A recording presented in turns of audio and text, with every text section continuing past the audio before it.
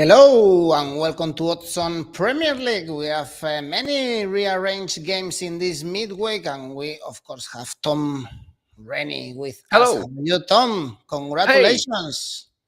Hey, what did I do? What did I achieve? Your team. I can see Oh, behind the I semi-final. put in so much effort to that victory over Lyon. Blood, sweat, and many, many tears. So I take your congratulations with a good and faithful heart. I understand you. You cannot imagine how much I suffered against Chelsea just the day before, but it was worth it. Of course. Let's analyze the games, Tom. Comment with us the Premier League, of course, guys, and don't forget to press the like and subscribe. Let's go on now with the show.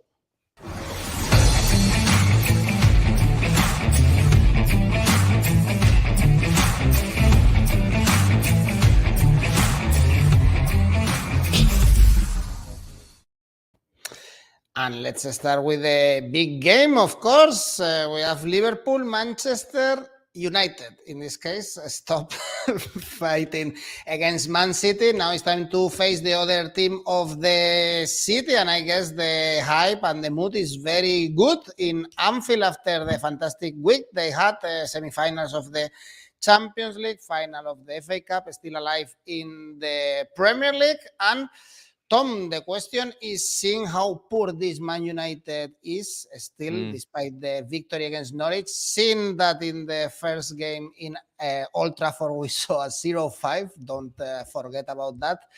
Do you expect a thrashing result here? I don't know. It's a tough game, actually, this one. A lot tougher than I thought it was going to be because, look, Liverpool have just played so many games. They've played so many games in such a short space of time. And if it's not the Champions League, it's been against Manchester City. So really tough opponents. Look, the second leg against Benfica, they rotated heavily, but it was still a tough game for a lot of senior pros who are going to need to be involved in this game. So it's 4 massive games in the space of 12, 13 days for Liverpool. And it'll be another one, a 5th one in 16, 17 days. So that's tough for anybody. They have got a deeper squad than ever before, a deeper squad than when they won the Premier League, but it's still going to be tough for them. I expect Liverpool from this weekend to change Konaté with Matip if he's fit and keep Virgil van Dijk in there. I'd expect that Jordan Henderson will come back into the starting 11. I'd expect a rotation of the front three. We saw a couple of surprises the weekend in the FA Cup, and I think we'll see a return to the more favoured front three in this one of Mane, Salah, Jota, as opposed to Luis Diaz, who, again, I thought was fantastic at Wembley, but I think he'll get dropped down to the bench for this particular game. So it's going to be interesting to see how Liverpool cope with the sheer amount of games they have played and whether there is a thought within the camp. I don't think there is because it's not what Liverpool do, but whether what's more likely now for Liverpool in terms of trophies? One in the bag in the Carabao Cup. The FA Cup, I think they go into that final against Chelsea in May as favourites, and the Champions League draw could not have gone better. So the Premier League, in terms of trophies they are likely to win, is probably the last on the list now, with Man City having to drop points because Liverpool didn't beat them at the Etihad. So I just wonder what the team selection might be. If someone's got a little niggle, a little knock, whether it might be Tsimikas over Robertson if Robertson's not 100% fit, for example. But look, that's just speculation on what they will do. They're still stronger in all scenarios than Manchester United. Of course, we don't know about Cristiano Ronaldo, unlikely to play for obvious reasons in this game. In terms of just football on that is a blow for Manchester United as a football club because he has pulled them out of the fire so many times with his own personal abilities this season. Did it again at the weekend just gone, where if Ronaldo wasn't playing for Man United against Norwich, I think Norwich would have got something from Old Trafford. Startling though that is.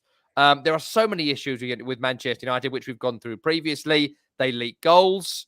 The defence does not look strong enough. Telles and Dalot have come in to replace Wan-Bissaka and Shaw. They're not particularly an upgrade. The midfield doesn't make a great deal of sense. Fred likely to be missing for this one. Scott McTominay missing for this one, which means Paul Pogba, booed off at the weekend, is going to have to play again. There's still no Cavani. Does he even exist at this point? So it might need to be Bruno Fernandes, fake number 9 again, like he was the other week, to pretty poor effect. Or Marcus Rashford goes central striker. And again, what's he doing right now? It looks completely ineffective and disinterested. So I can't really see a scenario where Manchester United win. They began this morning when I looked at around 7.5. They're now up to 8. I expect, and this doesn't happen for Manchester United. We discuss this a lot. You know, if this wasn't the name Man United, this might be 13, 15, 18 to 1 for them to win. And there's just no scenario where I can see them winning it. And I think Liverpool, despite their tiredness, can rotate heavily. So I'd be looking here for Liverpool win without conceding, Liverpool win both halves, and Liverpool win by 2 goals or more. So it's an Asian handicap game. It's a score in both half games. And even though Mo Salah has not played at his best recently, if you take Mo Salah first goal, Liverpool to win by at least 2, you're looking at around 40 or 50 to 1 in this game. That's good money.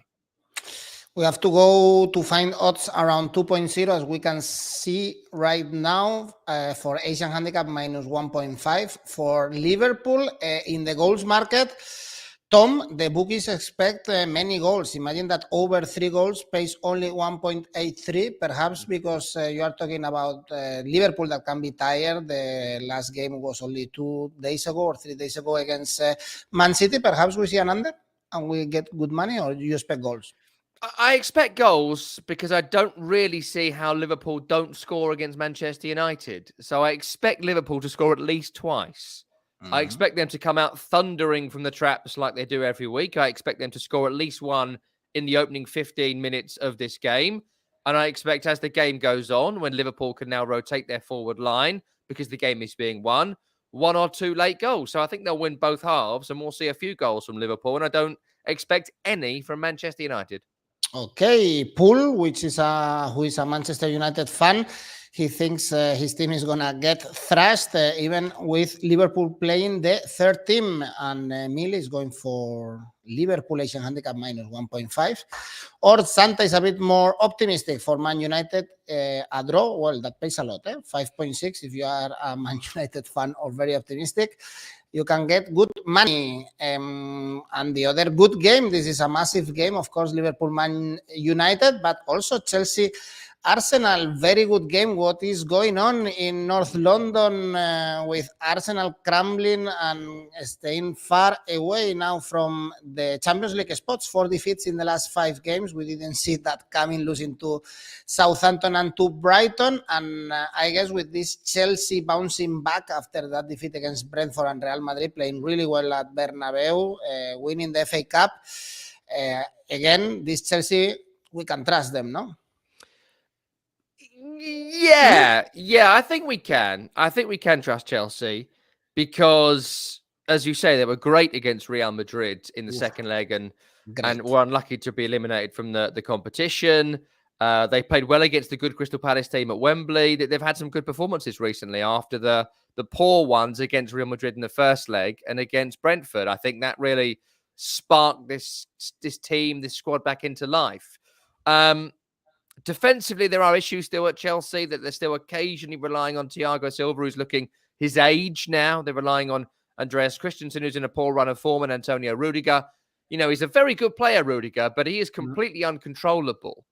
And, you know, his marking is sometimes all over the place. His positioning is sometimes all over the place. And he often recovers because he's so incredibly fast. And that covers a lot of the mistakes that he makes. So I think there's issues with Chelsea defensively. Offensively, they've got it right. They've decided Lukaku is a busted flush. It's not going to happen for Lukaku. And he's now used as a late sub or nothing for them. And Mount and Havertz and one of the other attacking players they've got, often Pulisic, but there's so many other options for them. That is their best front three. Even Timo Werner has hit a little run of form right now. So I think in all scenarios, Chelsea score in this game. 1.9 is not too bad. That may go up to 2, 2.1, 2.2 when we get towards the game on Wednesday. So Chelsea just to win might be worth your time here without doing anything too dramatic, because I think Chelsea should be lower than that to beat Arsenal the way Arsenal have been playing. But I've been looking at Chelsea to score in both halves. I've been looking at Chelsea to win this game. And I think as the game goes on, they will get stronger. As for Arsenal, they have got an issue right now with 𝐿𝐴𝐧𝐧𝐶𝐞𝐜. That's the issue. They're calling it illness, and I'll take that in good faith. But without him, 𝐸𝐴𝐴𝐻 is a huge drop down in quality. Huge drop down. You know, he's a championship striker, 𝐸𝐴𝐴𝐻, and he doesn't have the physical presence to be a Premier League or an Arsenal level forward. So that's problem number one. Problem number two is how long 𝐿𝐭𝐴𝐻 is out for, which looks like the rest of this campaign, and how long 𝐜𝐭𝐴𝐻 has been out, which is weeks now. Like every week we come on here thinking he'll be back this week and still he's missing. So their best left back, their best right back are missing. And now Thomas Partey's out as well. And a lot of talk about Declan Rice this season at West Ham. Without Declan Rice in midfield, West Ham don't work. But without Thomas Partey in midfield this season, Arsenal do not work. This is not the Partey of last season who was terrible. This Thomas Partey this season has been pivotal alongside Xhaka in midfield, making this team work. So no striker, no fullbacks, and their best midfielders missing. This doesn't take a great deal of breakdown. Arsenal have got a good team, and the best players in the team are missing. And so, of course, they've gone off the boil. Of course, they're not quite finding how to play, and they're not scoring goals either. They've still got good offensive players, Bukayo Saka, Smith Rowe, Ødegaard, good players going forward. But the back door right now is swinging open. I think Arsenal at the moment have lost their way. They'll raise their game here, but I think they'll lose again. Another loss for Arsenal. I would just take Chelsea at 2-1. Beautiful odds. Take it. If you want to look at things that might happen, score in both halves. Chelsea win. And I don't really see Arsenal scoring because I don't really see who's going to score.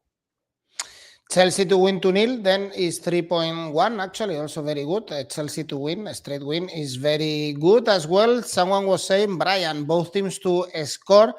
As we are saying, perhaps it's not very likely, but pays exactly the same, both teams to score yes, or both teams to score no. Millie, Chelsea win. I don't see Arsenal scoring, so he agrees with you. Tom, interesting Chelsea Arsenal for the Champions League. Then we have Everton, Leicester City. We haven't seen Everton in a while, actually, after that victory against Man United. They rested at the weekend, 3 points above Burnley, still won the last two home games 1-0.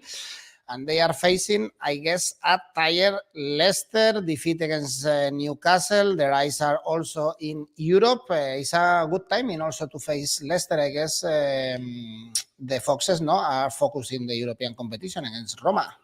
Yeah, I would agree. I think it is a good time. You're absolutely right. Yes, to face Leicester with the game coming up in 10 days or so, because they're just trying as ever, Leicester, to get players back fit.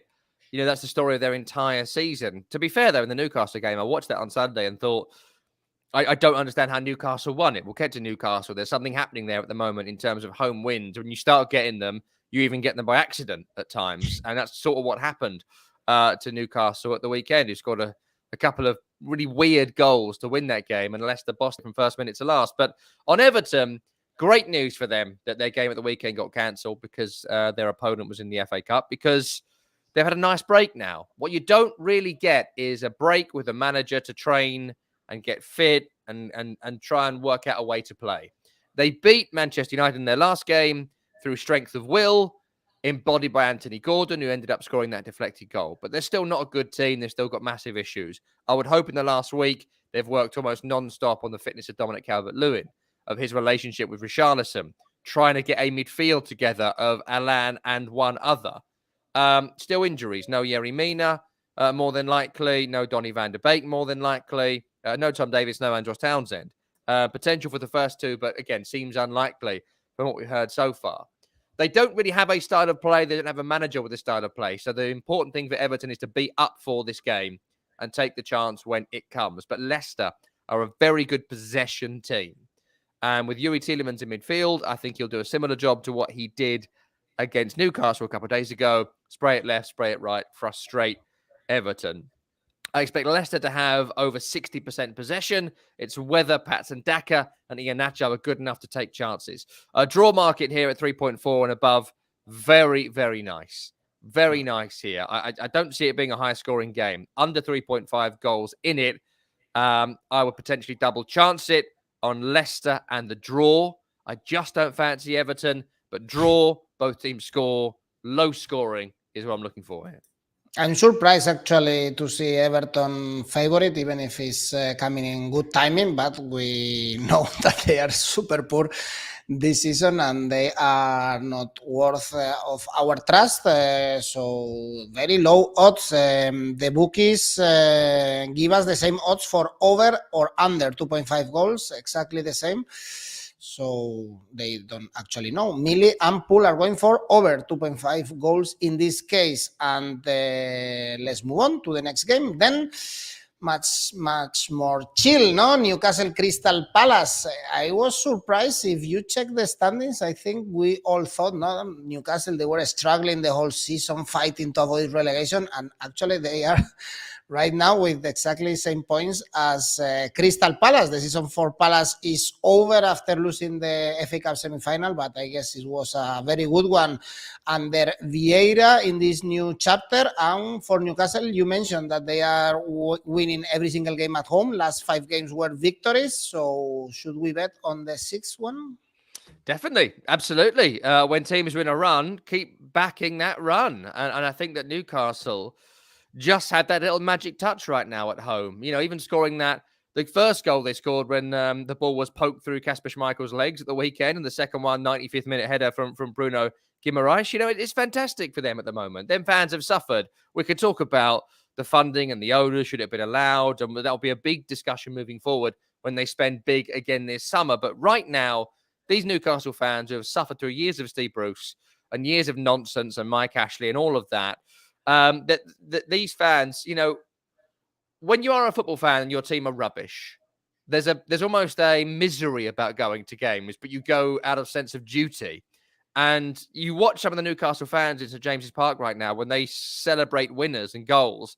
It's almost befuddlement and bafflement they're experiencing, not joy. They're like, what is it? We won? How did we win? What happened? And everyone's just like flabbergasted by it.